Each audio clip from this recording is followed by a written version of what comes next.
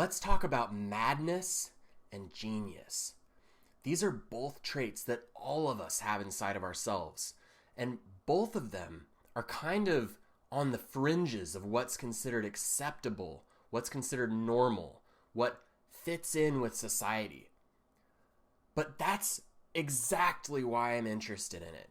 And I have been to the extremes of both cases, and as I'm sure that all of us have as well, whether it was recently or in a long past part of our lives or as children. But this is something that all of us tap into, and it is a natural, innate, intuitive aspect of being a human being. So madness is it's being unhinged from normal conventions, but it has a twinge of this is not okay, this is wrong, this is bad, and that it's dangerous, and it is scary. It's something to be apprehensive of, something to be cautious with, something to not go too far deeply into, or you might lose yourself.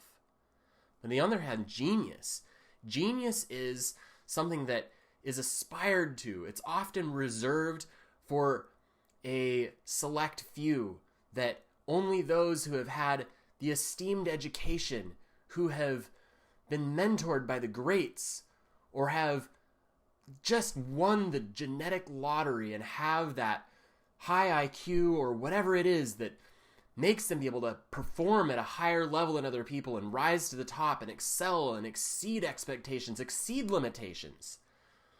But what I don't think gets talked about as often is, one, that genius and madness and genius and madness, that these are two sides to the same coin, and that maybe what's a more appropriate duality to be curious about is the sameness and the openness. See, madness and genius, these are tremendously open traits.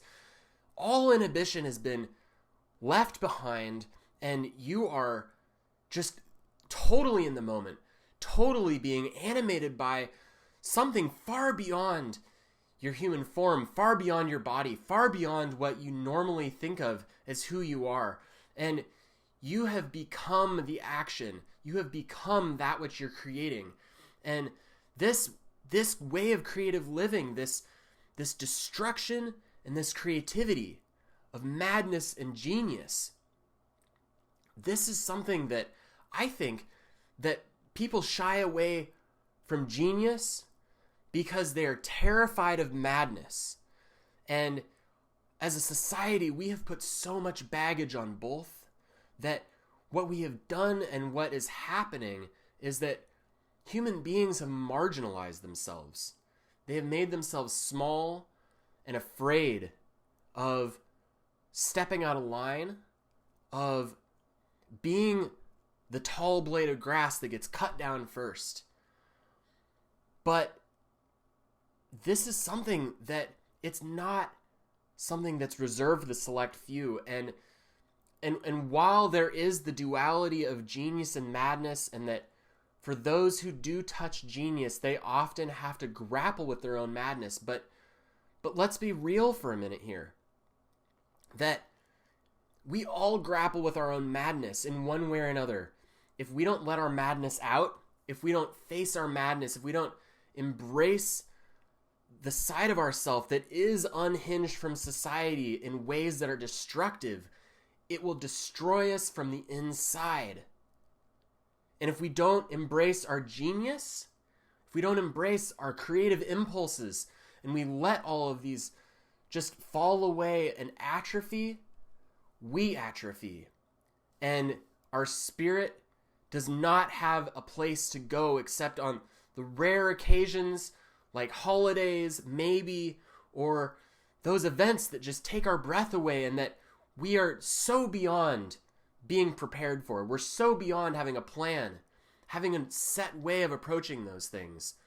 And we find ourselves operating sometimes in crazy ways that we don't like, but also sometimes in ways that we don't know. We never realized that we could be so extraordinary.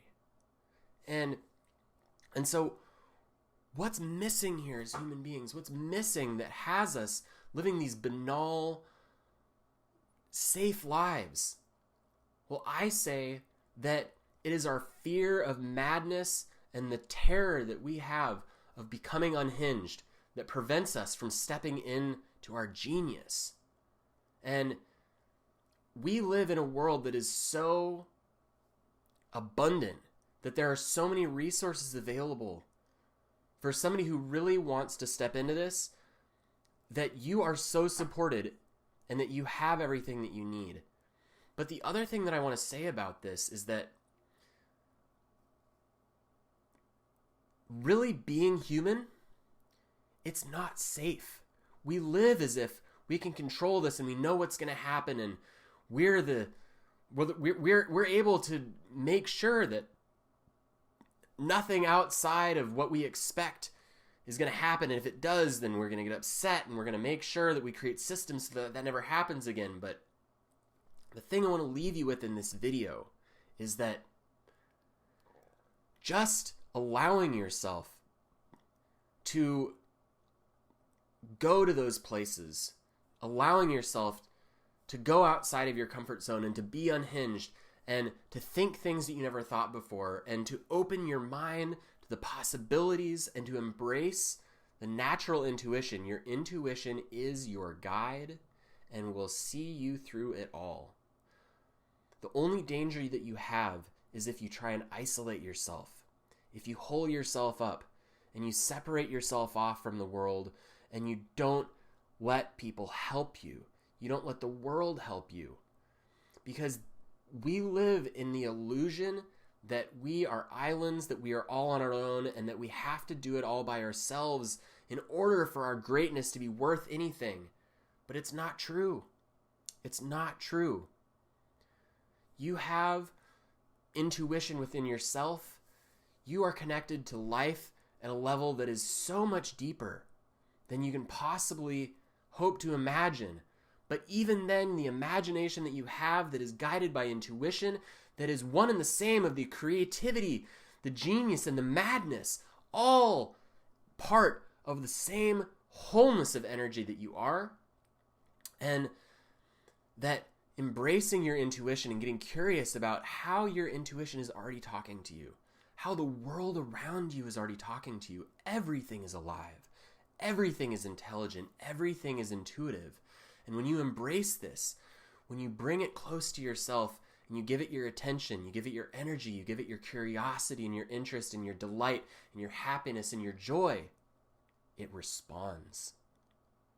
So that's really what I want to share, is the gift that we all have as human beings, that it's innate to who we are, that is a natural aspect of being human beings, is this beautiful energy that communicates to us through our life, inside of us, and the world around us. And it will always show us back to our path and our purpose in life. So if you're ever feeling lost, if you're ever feeling like you don't know what to do, or if you're ever feeling like your life has become so safe that that it's not exciting and it's not fun anymore and it's not bringing you happiness and joy, start by listening and tuning into your intuition and getting curious about what life and the world inside of you as well has to tell you about who you are and what you're here for. And if you're resonating with this message, please come to my website. I have resources there for intuitive people, for people that are exploring their intuition, who are living from the center of their hearts, or who are wanting to, and who want to embrace the deeper purpose of why they're here, or they want to share this with other people. So please like and subscribe and share this video. Help me spread the word for other people who are embracing their intuition, or who really, really are struggling with the way that the world is changing and are going through a transition and could use some extra support to help guide them through this process, because really the guidance that they need is inside of themselves, and all it takes is a few simple tweaks, a few simple approaches to coming inside and coming back home to the guidance that has been with you your whole life, whether you noticed it or not. Thank you so much for watching this video. I'll see you all again soon.